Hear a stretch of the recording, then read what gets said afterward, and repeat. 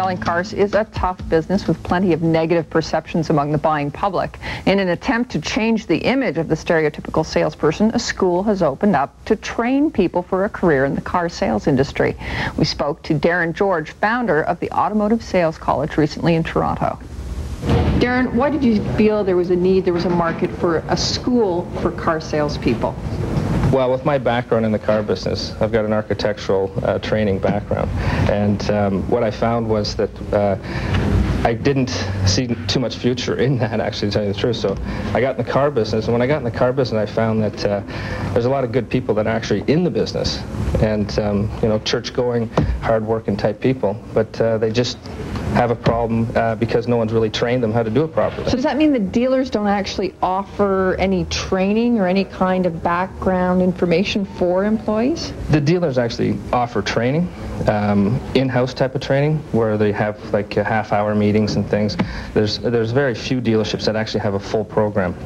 We have a lot of dealerships now that are coming on board with the school, and what they're doing is they're sending their people to the school, and that's the training they're receiving. So in the last couple of years, we've become a big asset to the dealers. And what sort of things do you teach people about selling cars? For example, what would I need to know if I wanted to sell you this van? We start from a 10-step program, which starts right from a proper introduction to asking contact questions, vehicle presentations, demo drives, selling the whole dealership.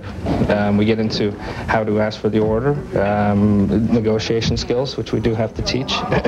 Then we get into a long process of short-term leasing. So what we do is we educate the person, say yourself, in 3 weeks, and when you're done the 3 weeks, you'll feel like you've already done it.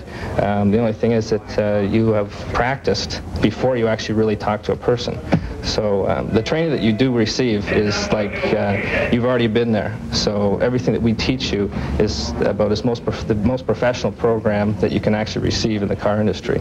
So when you leave after 3 weeks, like I said, you feel like you've already done it. And professionalism is what we really push. Okay, now you're talking about professionalism and pride and ethics in the whole sales process, but you must admit that car salespeople do have a bit of an image challenge, if not a problem. I mean, the first thing probably that comes to mind when you think of car sales is plaid jackets, big gold rings. I mean, how do you get around that? The stereotype that was there, you're right, the plaid jacket and the gold rings and things, that was there, you know, 10, 20, 30 years ago. And what we found nowadays is because of college, university educated people and not being able to find certain jobs that they thought they were going to, the car business has become a hidden job market. And most people actually don't realize that it's there.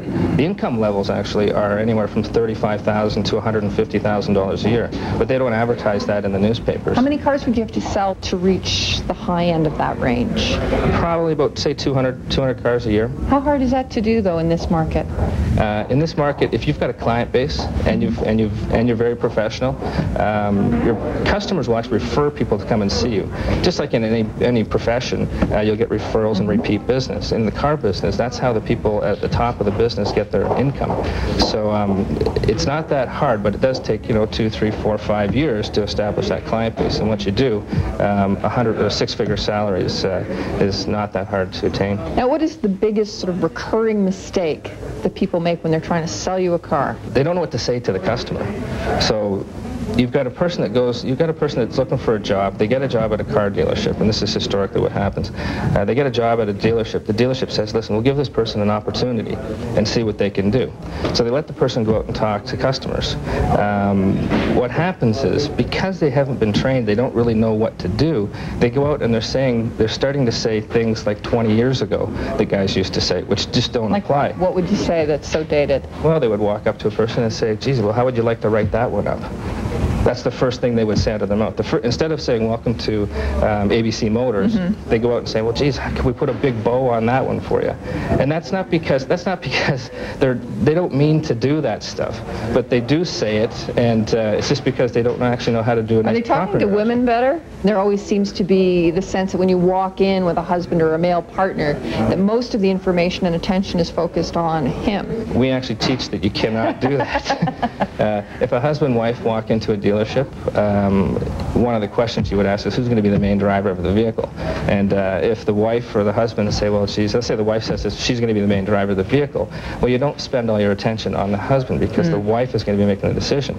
Now, with single women that come into the dealerships, if you assume that they've got a husband or a brother or a father that's going to partake in the decision-making of the vehicle, that female might just all of a sudden look at you and say, oh, thank you very much for your time, but I don't need anyone's help to make this decision, and they leave and go to another dealership. And how does a car salesperson deal with the fact that the consumer's so well armed these days? I mean, the internet alone gives so much detailed information about the product.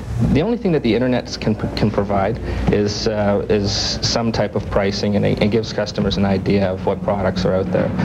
You still have to go to a dealership and talk to someone.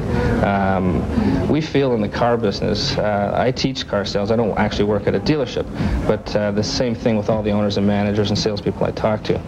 The consumers still have to go to talk to someone. They still have to feel and touch and get an idea and visualize. You can't just buy a car over the internet. You can go out and do a lot of shopping, a lot of research, but eventually you will have to go to a dealership and pick up a car. As far as the internet for pricing, I mean, it can give people a bit of a guideline to what to look for. Okay, well, thanks very much, Darin.